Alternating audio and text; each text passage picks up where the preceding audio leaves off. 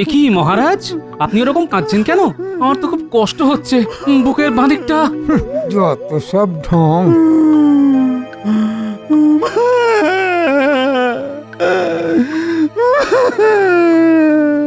ও মহারাজ, বলুন আপনার কি হয়েছে? বলুন বলুন মহারাজ বলুন, কেউ আপনাকে শাসিয়েছে? একবার শুধু আমাকে বলুন, আমি টুক করে গিয়ে চুপ করে ওর গলাটা কেটে নিয়ে আসছি। তখন থেকে কেঁদে চলেছেন। মহারাজের খুব কষ্ট, কান্না যে কি কারণ বুঝতে পারি না স্পষ্ট। মহারাজ বলে ফেলুন, আমি আপনার পাশে আছি, বলে ফেলুন। আমার আমার খাজাঞ্চি খুব শরীর খারাপ, ও তাই নিজের দেশের বাড়ি চলে গেছে। কুসুদ্ধ অসুস্থ হয়ে পড়েছে, তাই তো আমিও খুব চিন্তায় পড়ে গেলাম। কে কে এখন রাজকোষের দায়িত্ব নেবে? এই তো মহারাজ, আপনার সামনে জল জ্যান্ত দাঁড়িয়ে আছি, আমি ছাড়া আর কে দায়িত্ব নিতে পারে বলুন? না মহারাজ, ন্যাড়া বেলতলায় একবারই যায়। আপনি অনেকবার মন্ত্রীকে দায়িত্ব দিয়ে ভুগেছেন। ওর হাতে টাকা পয়সার হিসেব তুলে দিলে সর্বনাশ হয়ে যাবে।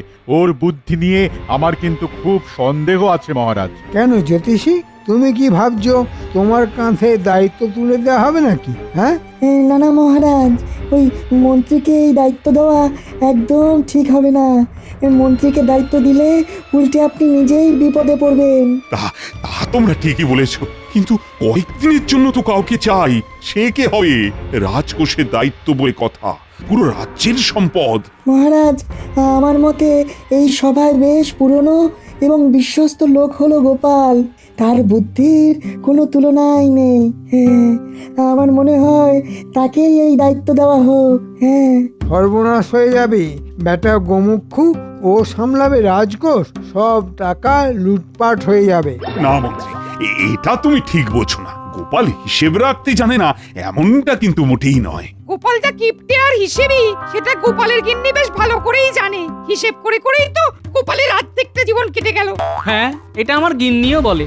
মহারাজ, আপনি একটু ভেবে দেখুন, গোপালের পেটে বিদ্যে বুদ্ধি তো অত নেই, তাও আপনি ওকে দায়িত্ব দেবেন? তুমি অত ভেবো না বৈদ্য, তাহলে আবার তোমার পেটের রোগ হবে। ঠিক আছে, তাহলে আমি গোপালকে এই পদে অস্থায়ীভাবে বসালাম। এই নাও গোপাল, এদিকে এসো, এদিকে এসো।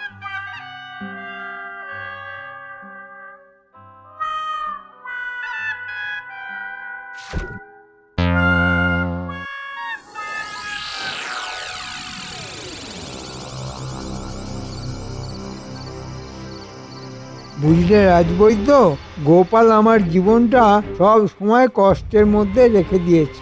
মন্ত্রী হয়েছি ওই নামেই। কিন্তু শেষ পাতে দাও মেরে চলে যায় ওই গোপাল।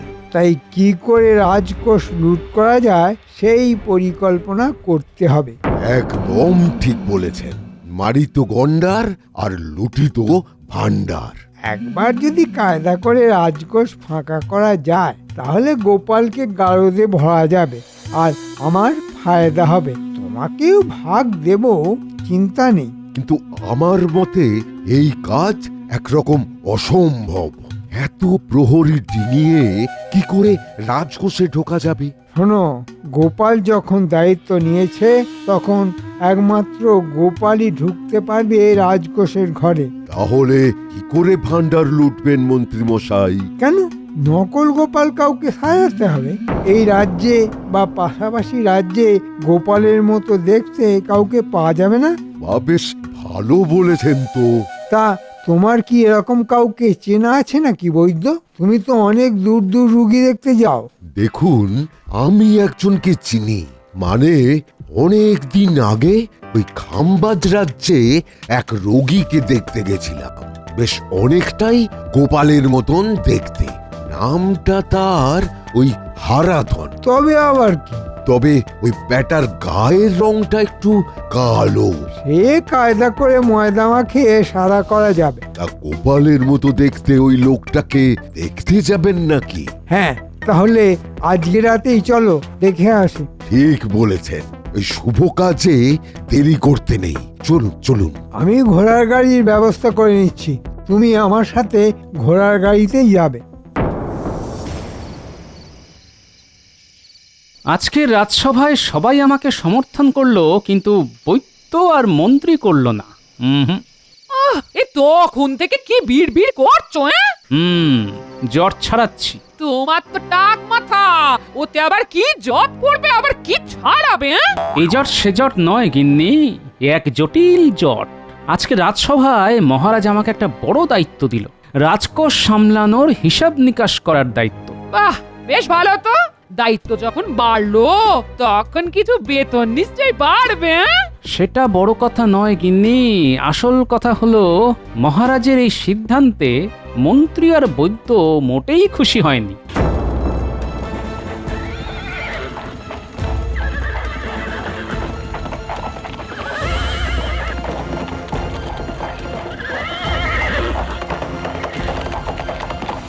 তাহলে আর কি, ওরা তোমায় ছাড়বে না, কিছু একটা করবে ওরা। ঠিক বলেছ, ওরা আমার পিছনে লেগে সর্বনাশ করার চেষ্টা তো করবেই, তাই আমাকে আরো সতর্ক হতে হবে গিন্নি। ঠিক আছে, এ না হয় হবেক্ষণ। এখন হাত ধুয়ে খেতে বসো, অনেক রাত হলো, আমি খাবার বাড়ছি। হ্যাঁ আচ্ছা গিন্নি, বাড়ো।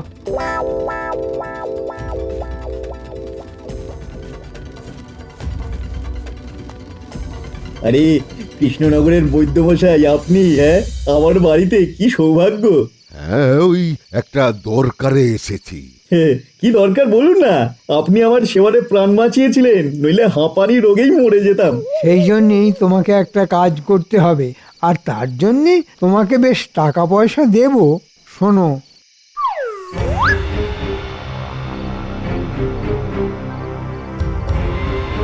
কি রাজি তো? একেবারে গোপালের বিরুদ্ধে? আচ্ছা, আপনারা এত করে বলছেন যখন, রাজি। ঠিক আছে, তোমাকে আমরা একেবারে সাজিয়ে গুছিয়ে নেব, তোমার কোনো চিন্তা নেই। দেখো বাবা হারাধন, তুমি আমাদের সাথে চলো, তুমি এখন আমাদের ভরসা।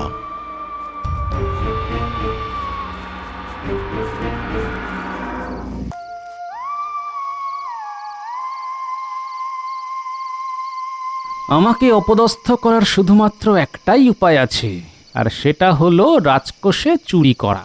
আরে কি গো, বলি ঘুমোবে কখন? বলি রাত পেরিয়ে ভোর হলে নাকি? আহ গিন্নি, তুমি তো মন্ত্রীকে চেনো না। আমি তোমার সাথে যেমন ঘর সংসার করি, ওর সাথেও রাজসভায় সংসার করি। সে তুমি যা খুশি করো গিয়ে, শুধু বীর যা করার মনে মনে করো, আমাকে শান্তিতে ঘুমোতে দাও, তাহলেই হবে। ঠিক আছে, মন্ত্রী নিজের মতো নেগোক, মন্ত্রীকে বাধা দেওয়া যাবে না, হাতে নাতে ধরতে হবে। কিন্তু কি করে কি করে কি করে কি কি কি পেয়েছি।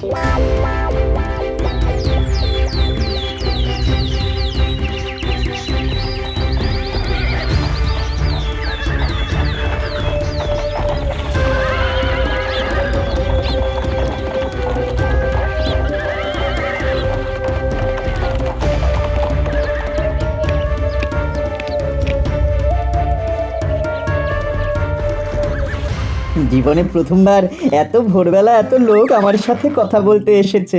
বেশি কথা না বলে তোমাকে যেটা বলা হচ্ছে সেটা করতে হবে।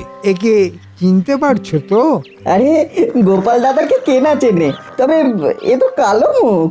যাক, ঠিকই চিনেছো। আসলে গোপালের মাথায় একটা গন্ডগোল হওয়াতে নিজেকে চিনতে পারছি না। আমি ওষুধ দিয়েছি, খুব তাড়াতাড়ি সেরে উঠবে। আর বলো না, গোপাল বেশ অনেক দিন ধরে ওই সমুদ্রের ধারে গিয়ে বসেছিল। দিন রাত ওই রোদ আর নোনা জল খেয়ে একরকম কালো হয়ে গেছে। তোমাকে এই কালো গোপালকে সাদা করতে হবে। দেখুন, এই তল্লাটে যত যাত্রাপালা হয় তাতে সব আমার হাতে সাজানো লোকই নাটক করে, অভিনয় করে। এনাকে ঘষে মেজে রং করে পুরনো রূপ তুলে ধরা আমার কাছে তেমন কোনো ব্যাপার না। ঠিক আছে, তুমি কাজ শুরু করে দাও, আমরা গোপালকে নিয়ে যাব। ওকে এখন একটু চোখে চোখে রাখতে হবে, নইলে কখন আবার ওই সমুদ্র পাহাড়ে চলে যাবে কে জানে। ঠিক আছে, আপনারা ওই পিঁড়িতে বসুন, আমি এক্ষুনি কাজ শুরু করে দিচ্ছি।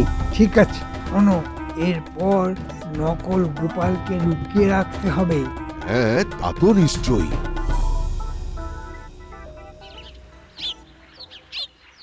গিন্নি এলাম। হ্যাঁ, সব বাজার নিয়ে এসো কিন্তু দাম শুনে আবার ভুলে যেও না যেন। হ্যাঁ, আরে না না,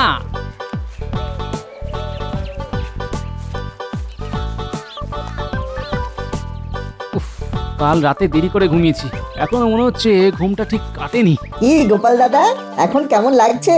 আয়নায় দেখছো? কেমন লাগছে মানে? আর অকারণে নিজেকে আয়না দেখতে যাবো কেন শুনি? মাথায় চুলও নেই যে আঁচড়াবো, তা আয়না দেখার প্রশ্নই আসে না। না, তোমাকে জিজ্ঞেস করাই ভুল। তোমারটা আমার মাথা খারাপ। এসব কি যাতা বলছো বলো তো? আমার মাথা খারাপ কেন হতে যাবে? এত মাথায় চিন্তা করলে ওরকম একটু আধটু হয়। যাকে চেহারাটা যা করেছিলে যাচ্ছে তাই একেবারে বাবা। ভোরবেলা তোমাকে যা বানিয়ে দিয়েছি আবার আগের মতো লাগছে।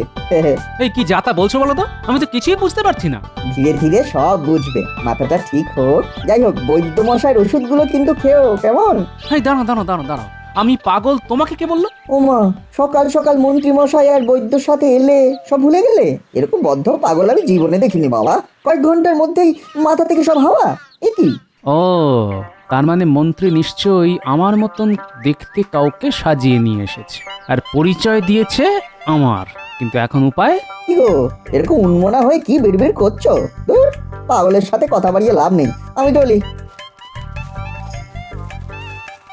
বেটা মন্ত্রী আর ওই নকল গোপালকে হাতে নাতে ধরতে হবে। আমাকে ফাঁসানোর জন্য এত বড় ষড়যন্ত্র? হ্যাঁ, এই তো পেয়ে গেছি।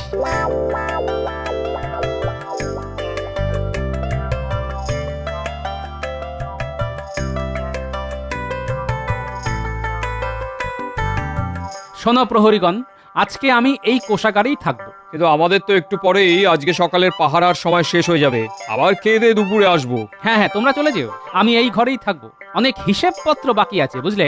আচ্ছা। আর হ্যাঁ শোনো, মাঝে মধ্যে প্রকৃতির ডাক এলে আমি আসবো যাব, তখন আর মুদ্রা দেখতে চেও না কিন্তু। আচ্ছা গোপাল দাদা, তোমার কাছে কি আর বারবার প্রমাণ চাইবো? ঠিক আছে, আমি ভিতরে গেলাম।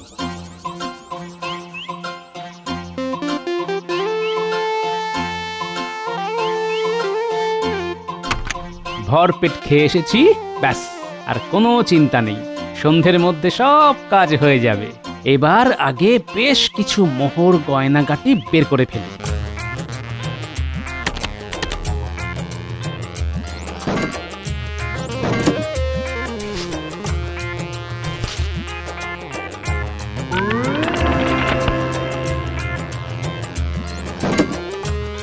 এবার শুধু ভূষকালি মাটির ওপর সিন্দুকের চারিদিকে ছড়িয়ে দিই ভালো করে।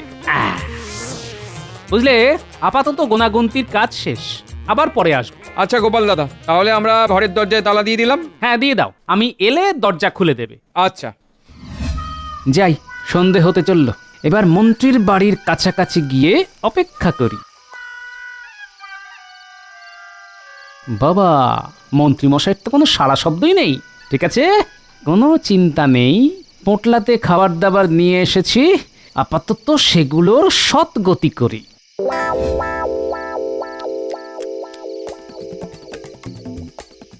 দেখো হারাধন, যেরকম বললাম সেরকম পারবে তো? হ্যাঁ মন্ত্রী মশাই, পারবো। এই নাও, এটা হলো সিন্দুকের চাবির নকল। বাবা, এটা আপনি কিভাবে পেলেন? অনেকদিন আগে মহারাজ ঘুমানোর সময় এই চাবির ছাপ সাবানে তুলে রেখেছিলাম, কিন্তু চুরি করতে গিয়ে হাতে নাতে ধরা পড়ি, তাই আর চেষ্টা করিনি। বেশ, এবার তো আর কোনো চিন্তা নেই। চুরির মাল পাবেন আপনি, আর দোষ হবে ওই গোপালের। সিন্দুকের চাবি না হয় হলো, কিন্তু ওই দরজার চাবি তো প্রহরীর ট্যাকে থাকে, আর ওই দরজা খোলার জন্য লাগবে মহারাজের গোপালকে দেওয়া বিশেষ মোহর। তার জন্যেও আলাদা ব্যবস্থা আছে। এই যে এই বোতলে একটা রাসায়নিক আছে, এর থেকে কিছুটা নিয়ে একটা কাপড়ে মিশিয়ে কাপড়টা যার নাকে চেপে ধরবে সেই কয়েক ঘন্টার জন্যে অজ্ঞান হয়ে যাবে। হারাধনকেও তাই করতে হবে। কি হারাধন, পারবে তো? নিশ্চয়ই পারবো, আপনাদের কোনো চিন্তার ব্যাপারই নেই। আর যদি দরজার চাবি না চাইতেই দিয়ে দেয় তো ভালো, নাহলে এই অজ্ঞান করার কাজই করতে হবে। কারণ একটা কথা মনে রাখতে হবে, তোমার রূপ একরকম হলেও গলার আওয়াজ আলাদা। তাহলে আর কি, অনেক রাত হলো, এবার এবার বেরিয়ে পড়ো। কাজ সেরে আমার বাড়িতেই আসবে। আমিও এখানেই আছি, একেবারে ভাগ বুঝে নিয়ে সকালেই বাড়ি যাব। যাও তাহলে।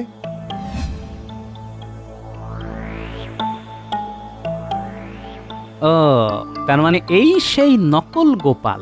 বাহ, একেবারে আমার মতোই তো লাগছে মুখ চোখ।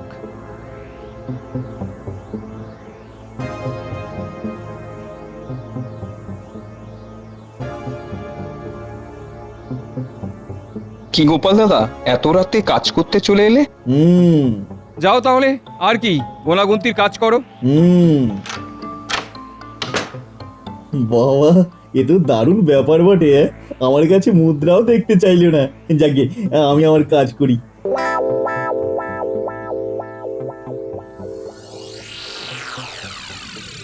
বাবারে বাবা, কত সম্পত্তি! সব তো চারিদিকে ছড়িয়ে ছিটিয়ে রয়েছে। দেখি দেখি, বড় থলে এনেছি, যত পারি সব ভরে ফেলি।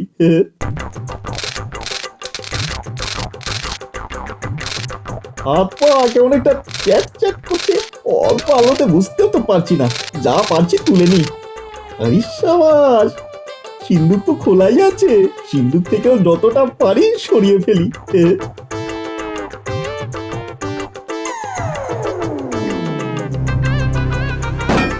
আর মোহর নেই তো? না না না, আর নেই। একেবারে সব গুছিয়ে নিয়েছি। এখন এখন মানে মানে কেটে পড়ি মন্ত্রীমশাইয়ের বাড়িতে।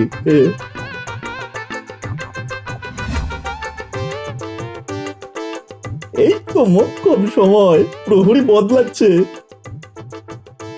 এই সুযোগে আমাকে রাজবাড়ি থেকে বেরিয়ে পড়তে হবে। যাও বাছাধন, যাও। তুমি যাও মোহর নিয়ে, আমি যাই মহারাজের কাছে। একেবারে যেরকম চেয়েছি একদম সেই রকম।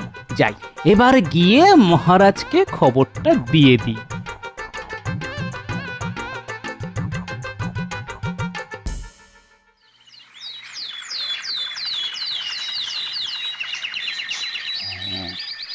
মহারাজ, মহারাজ, মহারাজ, মহারাজ, মহারাজ উঠুন, গোপাল আপনাকে ডাকছে মনে হয়।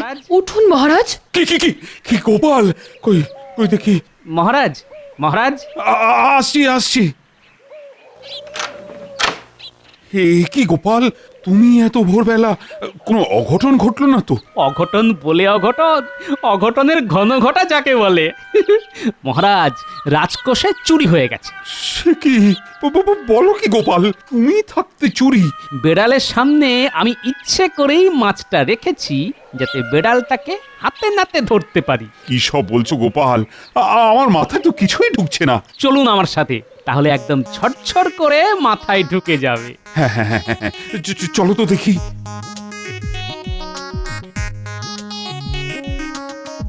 এই দেখুন মহারাজ, পায়ের ছাপ। এবার বুঝেছি গোপাল। চলো গোপাল, এবার এই পায়ের ছাপকে অনুসরণ করে এগিয়ে যাই।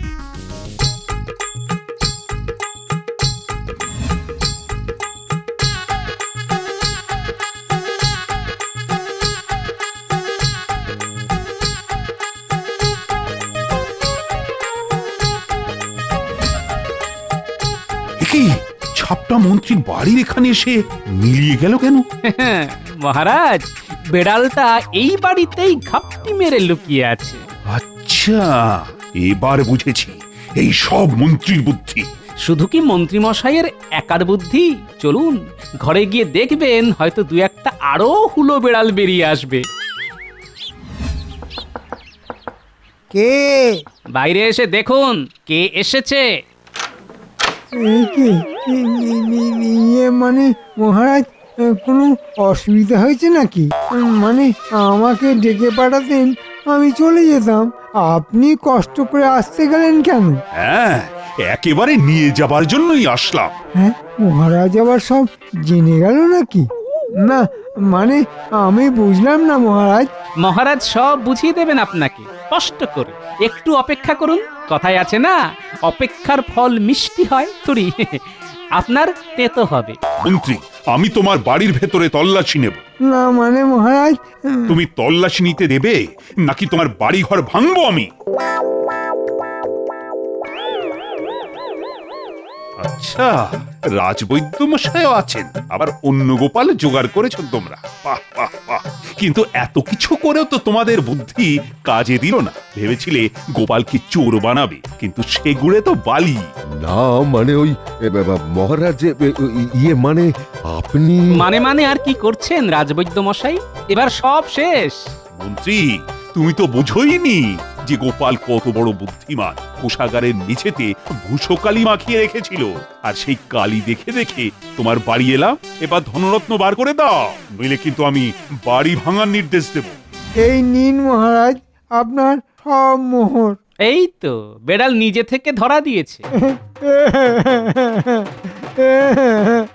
মহারাজ আমাদের ক্ষমা করে দিন মহারাজ। মহারাজ মহারাজ আমার ভুল হয়ে গেছে মহারাজ, আমার ভুল হয়ে গেছে। তোমাদের শুলে চড়াবো আমি। মহারাজ, এই নকল গোপালের কি হবে তাহলে? একদম আমার মতো লাগছে মহারাজ। না মানে মহারাজ, আমাকে মন্ত্রী মশাই আর রাজবৈদ্য বলেছিলেন এইসব করতে। আমাকে ছেড়ে দিন মহারাজ, আমাকে ছেড়ে দিন না। গোপাল, এবার এই নকল গোপালকে নিয়ে কি করা যায় বলো তো? আমি ভালো উপায় পেয়েছি মহারাজ। আমি ওর চুল কেটে দিচ্ছি, দেখবেন ও আর গোপাল নেই, বদলে গেছে। আমাকে ক্ষমা করে দিন মহারাজ, আমাদের ক্ষমা করে দিন।